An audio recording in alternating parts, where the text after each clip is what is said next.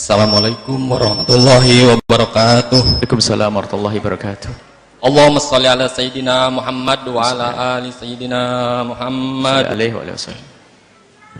Yang saya hormati Buya Yahya, semoga beliau diberikan umur panjang dan sehat walafiat dalam ketaatan ibadah kepada Allah Subhanahu wa taala.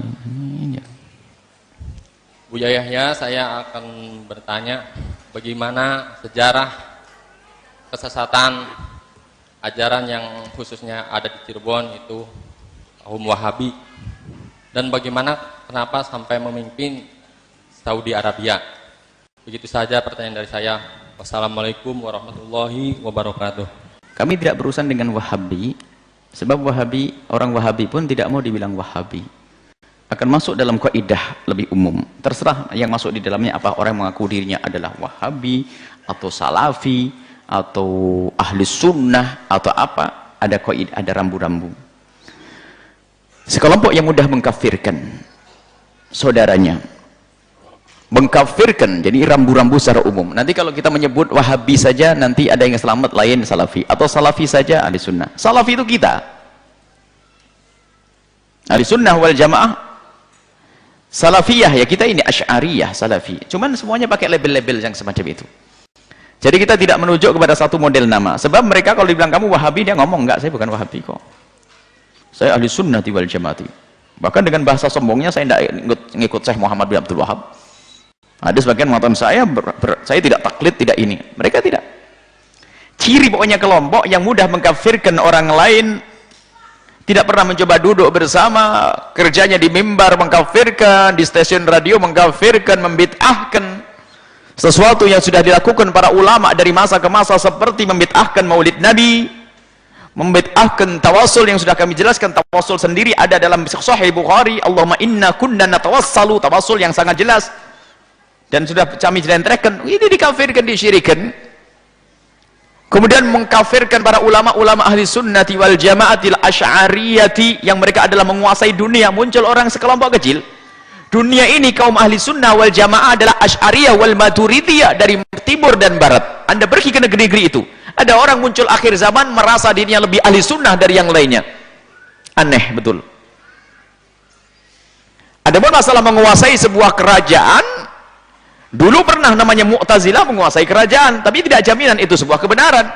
Mu'tazilah itu yang sangat bertentangan dengan akidah kita ahli sunnati wal jamaati. Dia pernah menguasai negara. Daulah Abbasiyah itu waktu itu sempat didominasi, dikuasai, dipenuhi oleh pemikir-pemikir ulama-ulama Mu'tazilah selama 7 abad. 7 abad itu berapa? 700 tahun. Dan memang kebenaran harus tampak. Mana Mu'tazilah? Tidak tersisa, kecuali hanya sedikit di Yaman Utara. Kemudian ada di beberapa negeri. Mu'tazilah akan runtuh karena apa? Kebenaran akan tampak. Yang tampak setelah itu siapa? Padahal akidah ahli sunnah wal jamaah Asy'ariyah dipinggirkan, sehingga diskusi tidak dibuka, ditutup diskusi. Kaum ahli sunnah wal jamaah Asy'ariyah banyak yang dibantai, dibunuh dan seterusnya, dipinggirkan. Akan tapi lihat, runtuh itu semua. Apa yang muncul? Akidah ahli sunnati wal jamaatil asy'ariyati. Makanya kelompok apapun yang anti Asy'ariyah, awas, hati-hati. Berarti dia adalah orang yang telah dibutakan, tidak bisa melihat kenyataan dunia. Ini Imam Nawawi, ini kitabnya, kitab Riyadhus Shalihinnya Imam Nawawi, dibaca oleh orang-orang yang katanya punya kelompok sendiri tersebut. Padahal Imam Nawawi adalah Asy'ari, Ibnu Hajar al-Asqalani Asy'ari. Coba cari ulama dari ke masa ke masa. Kalau kita melacak ulama dari masa ke masa, tidak akan seorang alim kalau meneliti ilmu sanadnya kecuali melewati seorang, kalau tidak Asy'ari pasti dia Sufi dan Asy'ari, mustahil tidak. Lalu sekarang tuh orang tasawuf, ahli tasawuf sama orang Asy'ari itu diperangi, kan aneh. Coba mereka yang mengatakan dia ahli ilmu itu, coba yang suka mengkafirkan, suruh nitin sanad ilmunya ke atas. Berguru dengan siapa? Dari an pasti lihat sanad ilmunya. Kalau tidak seorang Asy'ari atau Maturidi atau Sufi, tidak mungkin tidak. Bisa ditantang, ayo datangkan gurumu yang tanpa melewati orang Asy'ari. Coba ilmumu tanpa melewati orang Sufi, coba siapa, ayo. Cuman inilah kebenaran sudah dirubah. Ahli tasawuf diantemin sana sini. Memang ada tasawuf ngaco, tasawuf yang nggak mau sholat, ini bukan tasawuf yang sungguhnya. Tasawuf berdusta, Ketemu Nabi, masuk kuburan Nabi, macam-macam aneh-aneh itu. Ini ada tasawuf palsu, ini dirusak. Ini kita ada urusan dengan tasawuf yang ngaco itu, tidak. Tasawufnya Imam Haddad rahimahullah taala, tasawuf yang benar dan akidah Asy'ariyah yang benar.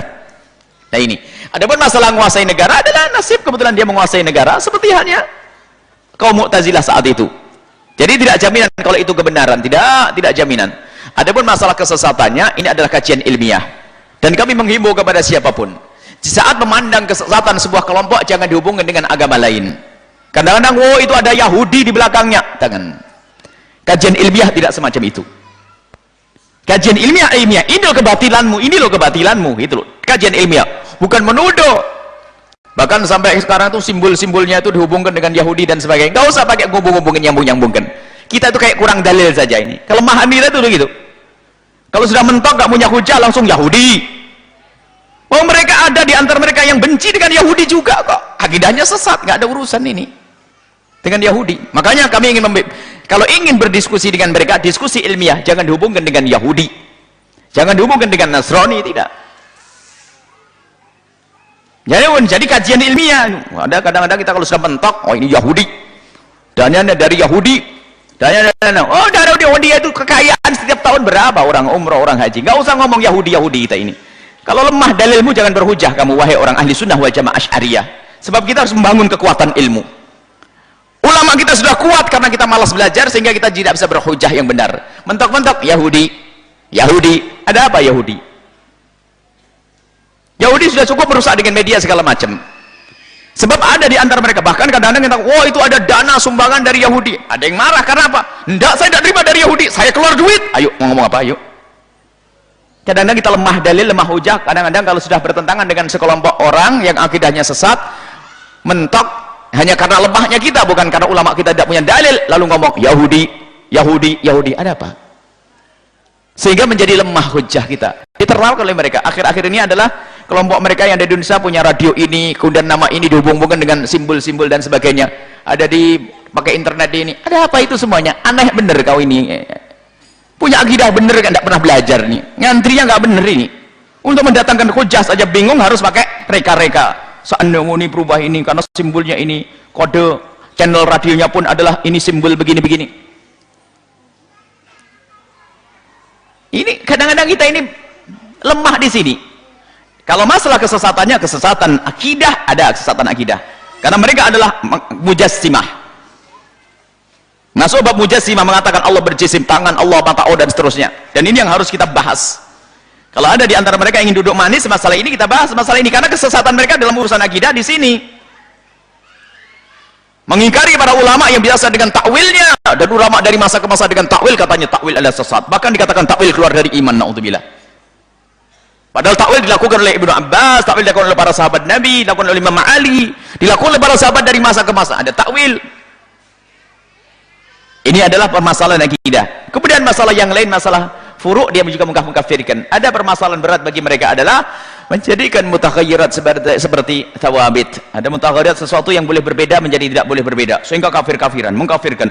Bahkan nasib buruk juga di kalangan mereka, saling mengkafirkan kalangan mereka sendiri. Tahsabuhum jami'an wa qulubuhum syatta. Kayak mereka itu kumpul satu, sama-sama memerangi kita ahli sunnah wal jamaah Asy'ariyah, ternyata di kalangan mereka pun tidak salaman. Ajib, bulat mereka. Bukan, selagi bukan Asy'ariyah, bukan akidah yang boleh anda anut. Asy'ariyah, Maturidiyah, harga mati sudah, nggak bisa ditawar oleh siapapun. Lihat, kalau ada orang membenci akidah Asy'ariyah, batal jadi calon menantu, batal jadi calon suami, batal jadi calon istri, karena iman akidah. Kok kesesatan akidah, bukan urusan tuduhan. Jadi waktu menghubungkan dengan negara, tidak ada hubungan negara. Bahkan yang punya negara itu pun tidak ngerti agama juga, awam, hanya dia ngurusi politik, hanya raja dan turun-temurun, bukan seorang alim juga. Tidak ada hubungannya dengan negara. Akan tapi ketahuilah, masalah kesesatan akidah itu adalah diskusi ilmiah, dan hati-hati. Anda dalam akidah yang benar dari masa ke masa. Penjuru dunia, kalau anda pergi ke Maroko, pergi ke Mesir, ke ini, lihat akidahnya siapa, lihat dari masa ke masa. Sebelum tahun 1111 Hijriah, kalau abad ini, atau akidah sebelum abad ke-6 Hijriah, akidah siapa? Ayo, Akidah Ahlussunnati wal Jamaatil Asy'ariyati yang biasa akrab dengan Allah wujud, kita baqa muhalafatul hawadisi dan seterusnya. Indah akidahnya orang yang saling mencintai karena Allah. Tidak pandang orang dengan permusuhan dan kebencian. Awas, hati-hati urusan akidah seperti itu.